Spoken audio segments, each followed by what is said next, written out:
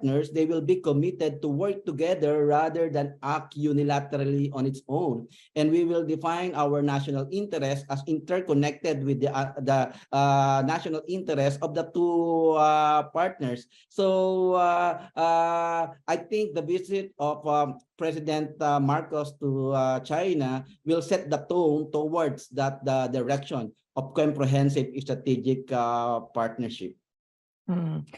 How do you see the consensus is being built back at home in the Philippines, Mr. Banawi, about peacefully coming to consultation and also to a good, shall I say, start of another stage of discussing the issue?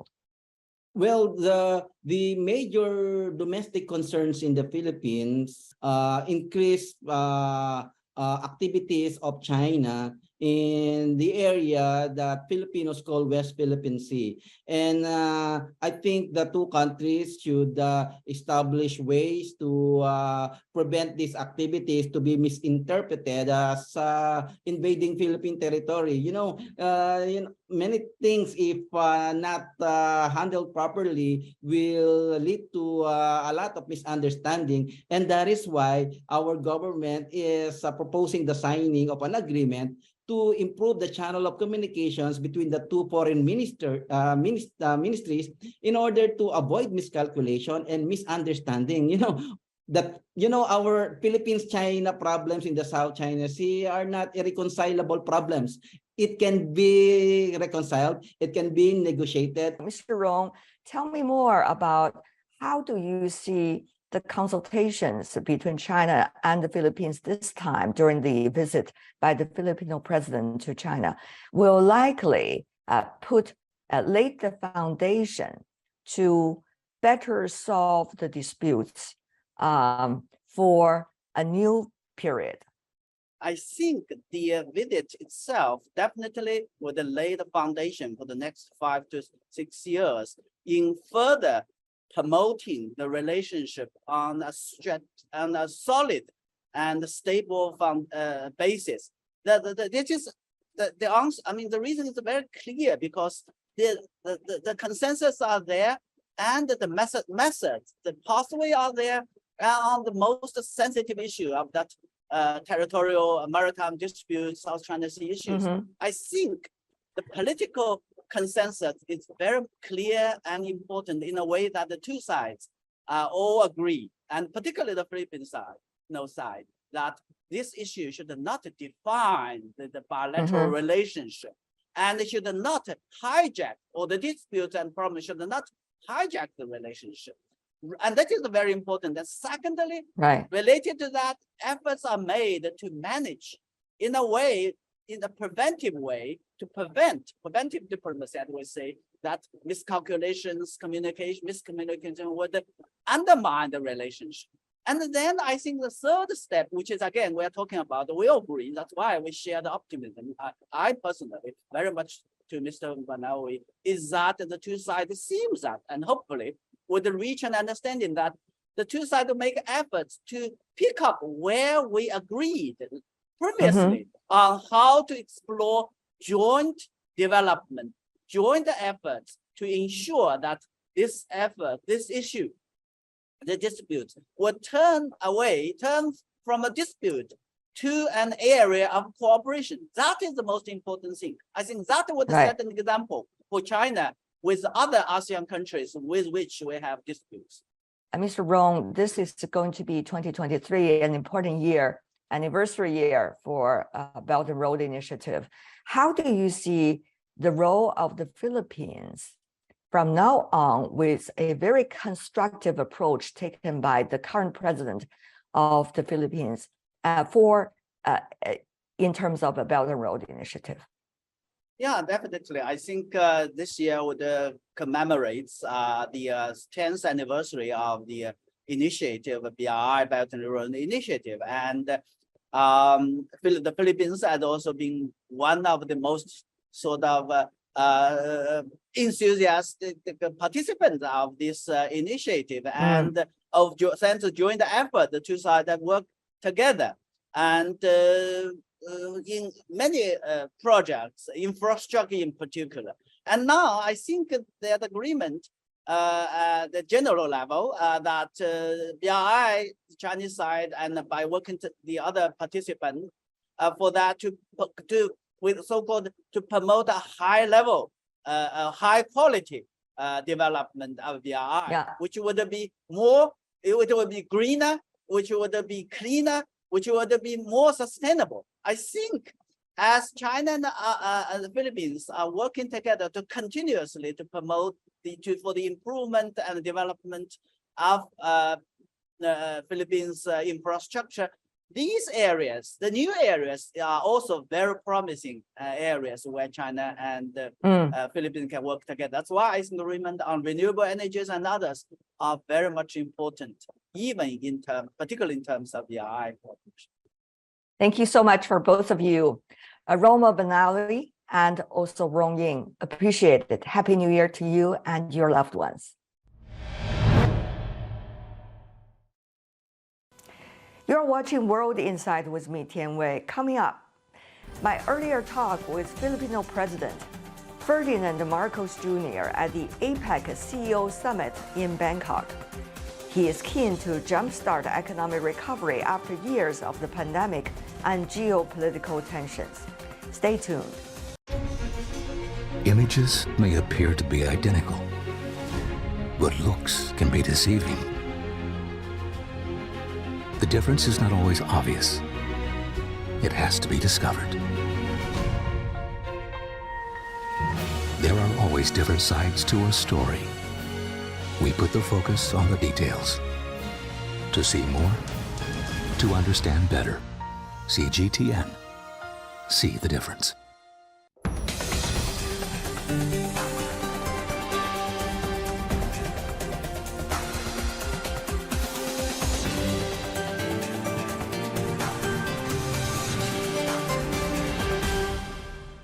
Welcome back. This is World Insight with me, Tian Wei. The Philippine president is making a state visit to China this week. Not long before the visit, Chinese President Xi Jinping met with the Filipino president in Bangkok, Thailand, on the sidelines of the APEC meetings last November. President Marcos Jr. was actively involved in discussions then on the economic recovery at the APEC CEO Summit in Bangkok. He also participated in a panel I moderated then. Here's our interactions on the stage then. APEC's future is also a nod to the past. We must leverage our region's core strengths and values as the premier forum in the Asia-Pacific, as an incubator of cutting-edge ideas, as a pathfinder for collaborative solutions to new and emerging trade issues, and as a laboratory for forward-looking and responsive economic and trade policies. First of all, short-term versus long-term. Every one of us here face that question. You talk about investment. Wonderful. But where's the money? Short-term. What about the future? How do we know that? We love the directions you three gentlemen pointed to all of us in the Asia-Pacific, but we cannot guarantee the certainty of the future you described. So, for a president of a country in the Asia-Pacific, short-term, long-term? Well, I will be specific to the Philippine experience.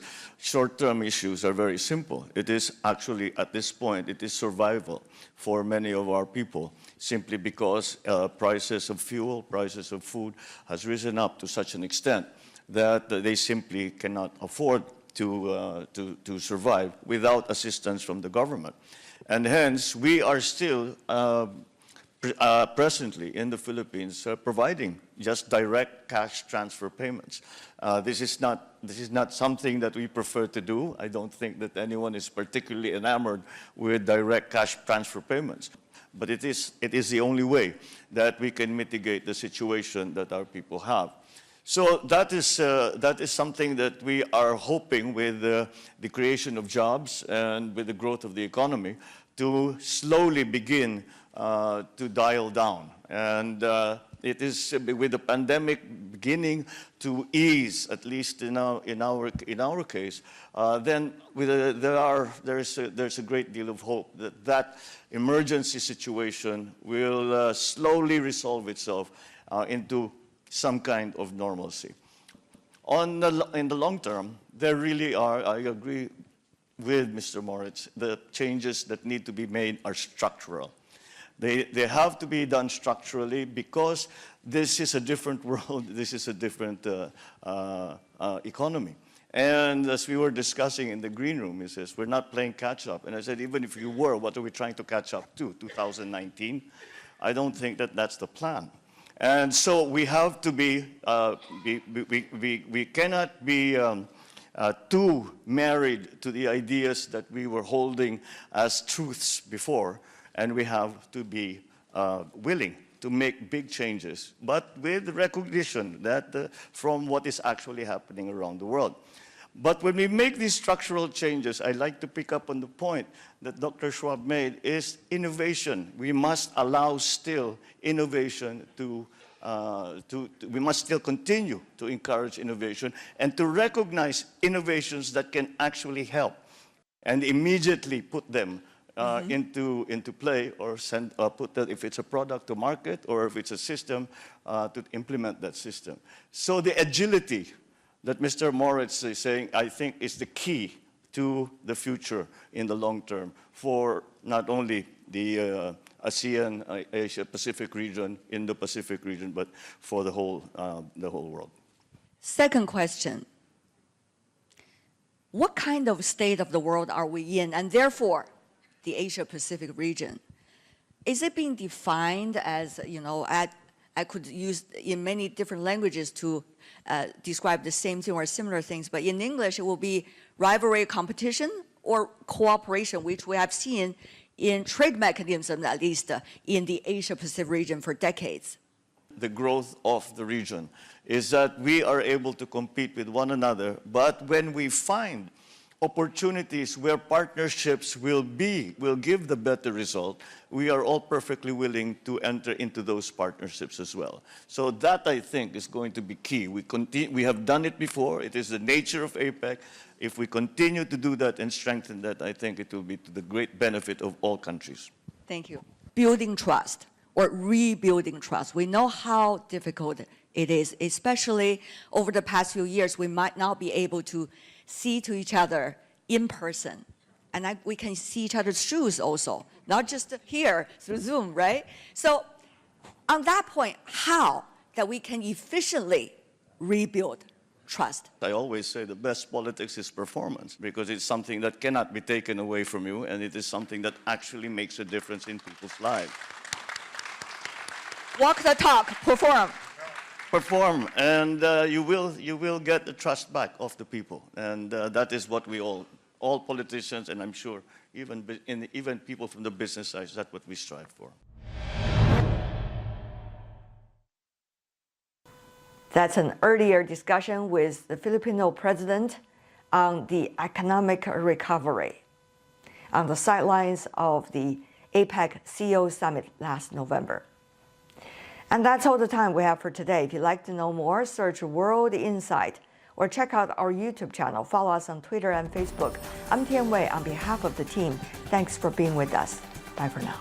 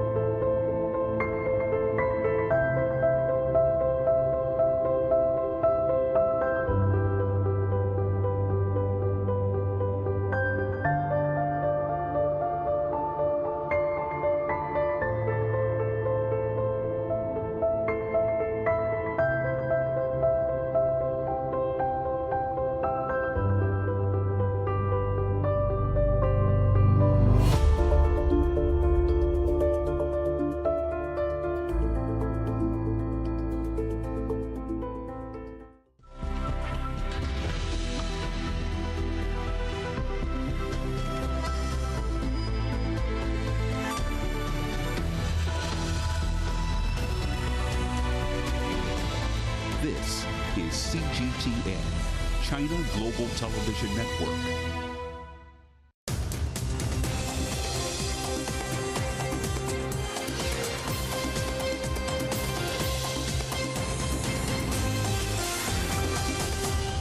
Live from London, this is The World Today. Hello, I'm Robin Dwyer. Welcome to the programme. Our top stories. Anger mounts in Russia after a Ukrainian strike on an army base in Donetsk, with calls for military chiefs to be punished. Building new ties. The president of the Philippines heads to China for a 3-day state visit. 5 days of strike action begins on UK railways as talks hit the buffers, with unions accusing the government of torpedoing a deal. And a final farewell for a footballing legend. Pelé is carried through the streets in Brazil ahead of a private family funeral.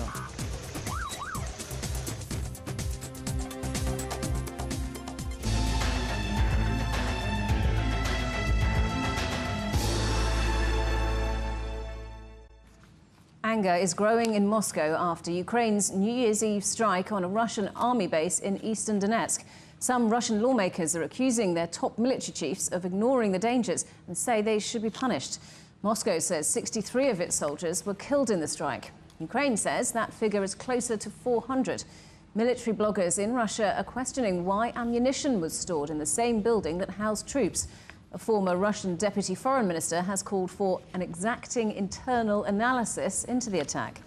Well, our correspondent Dasha Chernyshova is in Moscow for us. So, Dasha, even pro-Kremlin bloggers and analysts are speaking out about this incident. What's been said?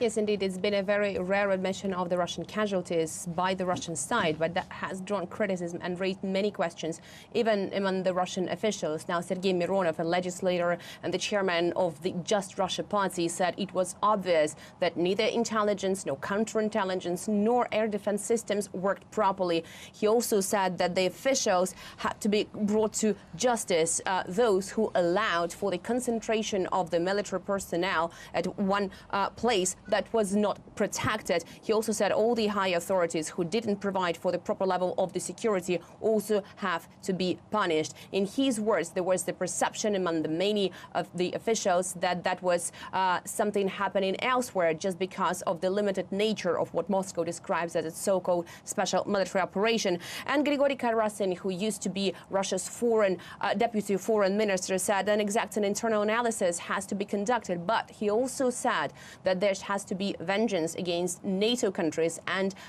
Kiev, because Russia believes strongly that Kiev is only capable of carrying out such attacks because of the Western supplied weapons. What he said also was that Kiev was using NATO satellites, and he said that those people in NATO who were coordinating and preparing this attack have to be found out. At the same time, we've heard from the Russian authorities, the governor of the Samara region, for instance, saying that the residents of his region were among the casualties in this attack. Now, he said he was in constant touch and coordination with the Russian Defense Ministry to find out who was killed, to find out who was injured, and to provide the necessary help to the families of those servicemen. We have seen the memorial services held in the Samara region and in Taliati region, but of course we are yet to hear for more reaction to come from the Russian officials and the Russian society as the operation, as Moscow described it, has entered its 11th month. So have there been any signs of what President Putin's next move is going to be? Will we see a change in tactics? Well, as we have heard from the New Year address by the Russian president, that was made, in fact, not in front of the festive Kremlin decorations, but in front of the military, Russia is determined to pursue its goals of demilitarization and denazification of Ukraine, as Russia has set those goals for its so-called special military operation. And it doesn't really seem that Russia is willing to change its tactics. We haven't heard anything from the Kremlin on that just far. But at the same time, what Russia is saying that the goals have to be achieved. And of course, on the Ukrainian side, we haven't heard any sort of signals that Ukraine would be ready to come to the negotiations table, and that what Russia is saying, that more weapons that have been supplied to Ukraine mean that the conflict will last longer, and also encourage Kyiv to fight, as Moscow says, until the very last Ukrainian. So at this point, the tactics seem to be the same. We keep hearing from the Russian Defense Ministry about new targets of the military nature and energy infrastructure of Ukraine being hit by the Russian missiles, because according to Moscow, this is what helps to achieve the goals and what prevents the Ukrainian side to transfer the weapons supplied by the Western countries to the front of this conflict in Ukraine. Dasha Chernyshova in Moscow, thank you very much. CGTN's Stephanie Freed is in the Ukrainian city of Zaporizhia, where one person was killed in Russian strikes over the new year. She has the latest on the situation in the east of the country. This is a city that is targeted, and as you were saying, December 29th, there was a strike. There was shelling, and not only reportedly the loss of one person who was killed in that strike, as well, the backup power line of the nuclear plant was disconnected. And there's no report of whether that has been reconnected since. You know, the International Atomic Energy Agency's chief has been saying there is word or talk of him coming back, Rafael Grossi, he did conduct a visit to the Zaporizhia plant some months ago. There's talk of him coming back again because the shelling around that plant, the current situation is, according to Rafael Grossi, it is untenable. In and around this region, just talking about what's been happening, ongoing drone kamikaze swarms, attacks on multiple cities throughout Ukraine, specifically focusing on key cities like Kyiv. And that's every single day for the past few days, and dozens of drones launched every single day, intercepted for the most part. These are Iranian-made Shahed drones, kamikaze, as I said. But Ukraine's President Volodymyr Zelensky is predicting that there's more of that to come, and the reason is that Russia is attempting to exhaust Ukraine's energies, exhaust Ukraine overall and resources. And then lately, or just the latest in terms of what's happening here in the east and a bit north of here overnight in Drushkivka, a strike on an ice rink, and that's in the Donetsk region, on an ice arena, massive blast, several injuries. And so, yes, the blast, the injuries, the kamikaze drones, the strikes continue. The president of the Philippines is starting a 3-day state visit to China. Ferdinand Marcos Jr. will talk trade with President Xi Jinping, with more than 10 bilateral agreements on the table. The two leaders are also expected to discuss the territorial dispute in the South China Sea. Our correspondent Liu Jiaxin reports from Beijing. His first official visit to China as a president. It's also his first official visit to a country outside ASEAN countries, namely Association of Southeast Asian Nations. Well, we can see that both sides attach great importance to each other's bilateral relations. And according to Chinese Foreign Ministry, that President Xi Jinping is about to meet with President Marcos Jr. in the upcoming days. And both sides will take this visit as an opportunity to deepen mutual trust, as well as to keep on working in the 4 key areas, namely agriculture, infrastructure, energy, and culture, including people-to-people exchanges. I look forward to my meeting with President Xi as we work towards shifting the trajectory of our relations to a higher gear that would hopefully bring numerous prospects and abundant opportunities for the peace and development to the peoples of both our countries. I also look forward to discussing political security issues of a bilateral and regional nature. The issues between our two countries are problems that do not belong between two friends such as Philippines and China. The two countries established their diplomatic relations back in 1975, and China has been the Philippines' largest trading partner, the largest source of imports, and the second largest export market. For example, in 2021, that both countries' bilateral trade volume reached $82 billion, and before the pandemic in 2019, that over 1.6 million Chinese tourists went to the Philippines for sightseeing. Well, last but not least, in terms of the South China Sea issue, President Xi's previous remark underscored that both countries must stick to friendly consultation, and both sides need to handle their differences and disputes properly.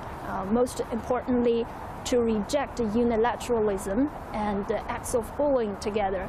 And in terms of President Marcos Jr., he said that he has always been advocating that the two countries' relations should not be judged or defined by the South China Sea issue, and that the Philippines will uphold the principle of peace and will not take sides.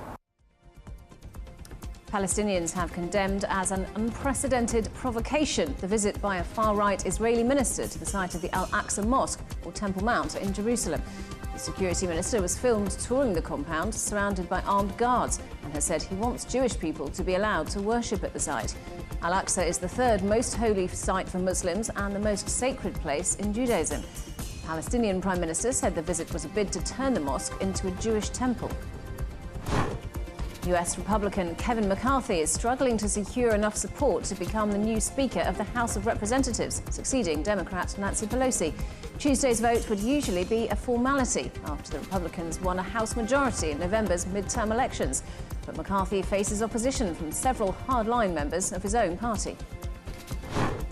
China's new Foreign Minister, Qin Gang, says he's been deeply impressed by American people and will continue to support the growth of China-US relations. He served as ambassador to the United States from July 2021 before being promoted on Friday. On Twitter, Qin described the past 17 months as a time of severe challenges for China-US relations, but thanked Americans for what he called their strong support. Beijing has criticised recent COVID entry restrictions imposed by several countries on people arriving from China. The Foreign Ministry called the measures an attempt to manipulate epidemic prevention for political purposes and said they lack scientific basis. Several nations have brought back mandatory testing for travellers from China in response to rising cases in the country. As well as vaccines, China is expanding supplies of antiviral drugs, which can help ease severe symptoms of COVID-19. Officials say ensuring production of medical supplies is the key to winning the battle against rising infections. Our correspondent Xia Ruishui reports. Many cities saw a peak of COVID-19 cases in China in the past month. There is a growing demand for the recommended oral drugs approved for COVID-19 treatment. The antiviral pills Paxlovid by Pfizer and Asvadine by Chinese pharmaceutical firm. Now, Asvadine pills are available at some of the hospitals in Zhengzhou, capital city of central China's Henan province. Doctors can prescribe maximum 1 bottle for each patient there. Patients who can't make to the hospital can also get the medicine through hospital's online COVID clinic. Many patients are asking for Asvadine, but this drug is not OTC. Our doctor will decide and prescribe medicines according to each patient's condition. Last August, Asvadine, as the first domestically developed COVID-19 oral drug, was included in the COVID-19 treatment plan by the National Health Commission in China. Patients can get part of the cost paid for by the Healthcare Security Fund. Now, in the production base of Genuine Biotech, the company that makes Asvadine, all its production lines have reached maximum possible output. The company is working 24 hours a day to ramp up production.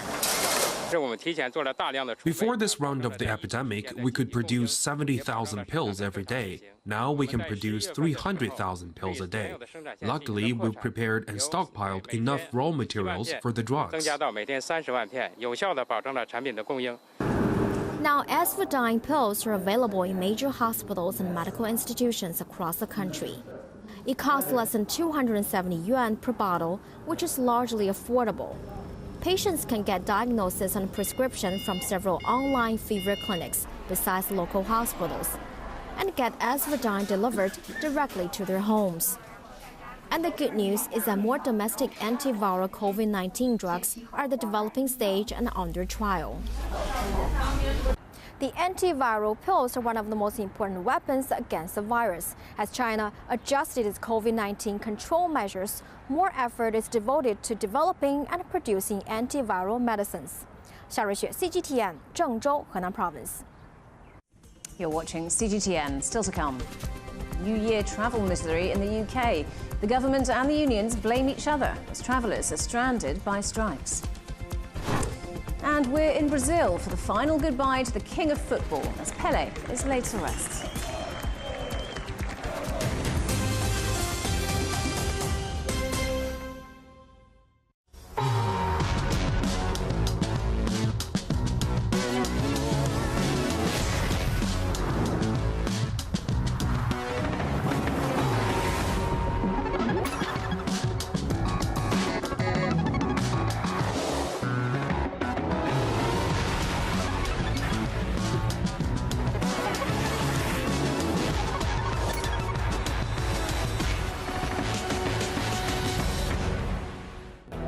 What do we mean when we talk about the difference? The difference is in the detail, the background, defense ministers from the wider angle and perspective of every story, wherever the story may be. CGTN. See the difference. Events have consequences. Words create impact. One more offensive in a long line of battles that's been ongoing for more. Just got to be careful here with some gunshots. Excuse us. The world today matters for your world tomorrow. The number of casualties is growing quickly. Why, this is one of the hardest hit towns in the region. The world today, every day on CGTN.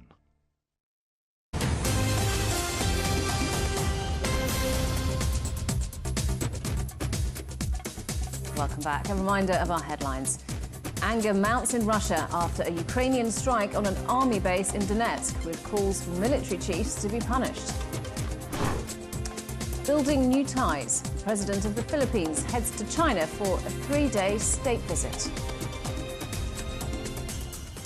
Rail commuters in the UK are facing another week of chaos, just as offices and businesses reopen after the Christmas break.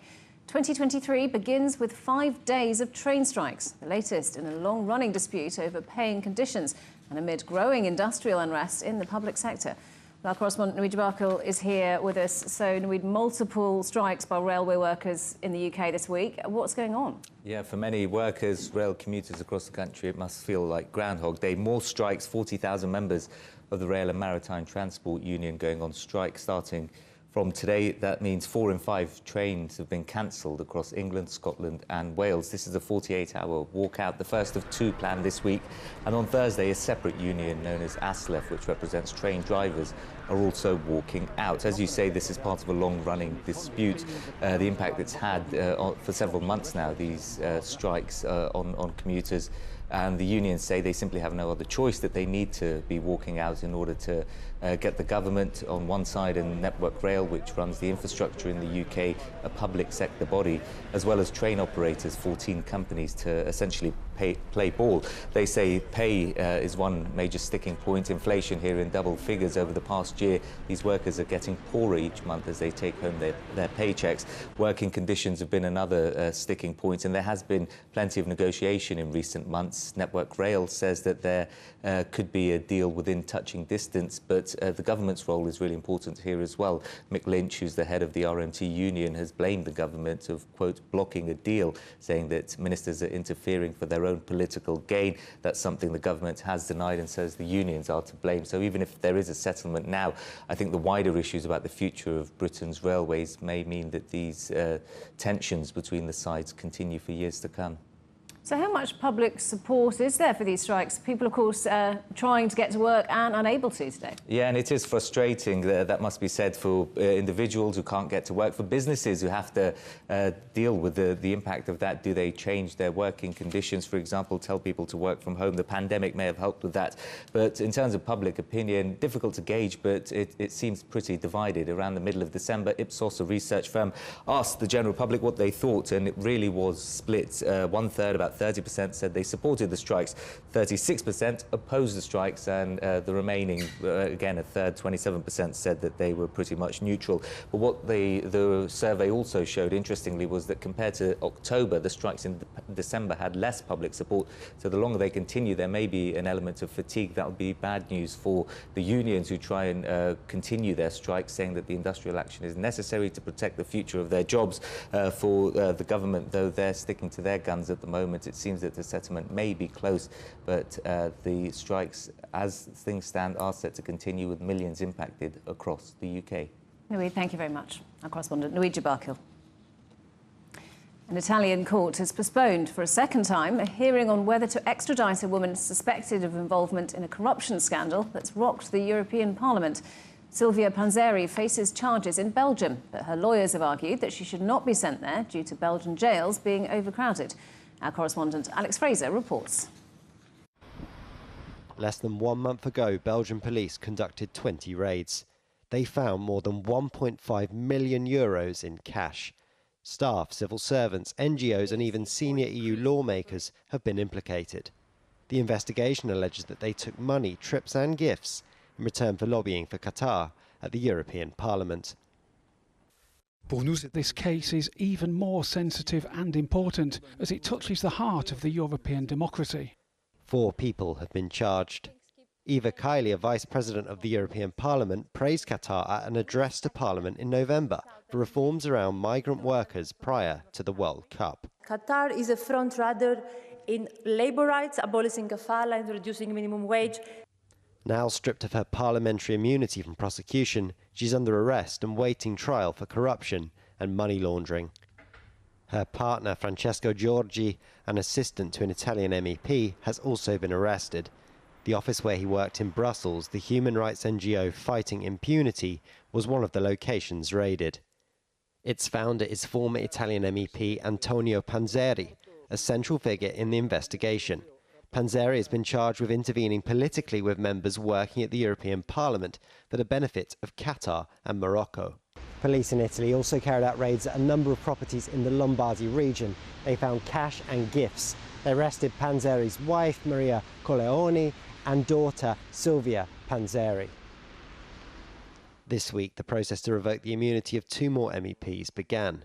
Belgian media say that they are Andrea Cozzolino and Mark Tarabella, and that both are under investigation. Qatar, meanwhile, has denied conspiring to bribe politicians for influence in Europe. As part of the fallout, the EU has voted to suspend all pending legislation involving the country. Plans, including visa-free travel for Qataris to the Schengen area, are now on hold. I cannot say this will never happen again. This is criminal corruption, but I will make sure that everything is in place to make sure the Parliament is not for sale. Cash for influence is embarrassing and damaging to the European Parliament. With the investigation widening and more politicians at risk of being charged, it threatens to spiral into the biggest political corruption scandal in the history of the European Union. Alex Fraser, CGTN, Milan. The head of Tesla's operations in China is taking over responsibility for sales and deliveries in North America. Tom Ju has been credited with the strong performance of Tesla Shanghai after this year's lockdowns. It had been reported that he might replace Elon Musk as the firm's CEO, while he focuses on running Twitter and SpaceX. Turkish inflation has fallen more than expected from record highs 2 months earlier. Consumer prices for the year rose by 64%, down from 84% in November. The fastest slowdown in prices in more than 25 years was driven by lower fuel and food costs, while central bank policies eased pressure on the country's currency. Star footballer Cristiano Ronaldo will be officially unveiled as Saudi Arabian team Al Nassr's new signing. The 37-year-old arrived in Riyadh on Monday and will parade in front of supporters after completing a deal worth more than $200 million a year. Ronaldo left Manchester United in November. Brazil's greatest footballer, Pelé, is being buried in the city of Santos, where he played for most of his career. His funeral procession is now making its way through the city in the state of Sao Paulo to the Ecumenical Necropolis Memorial, where he will be laid to rest. Earlier, Brazil's newly sworn-in president, Lula da Silva, paid his respects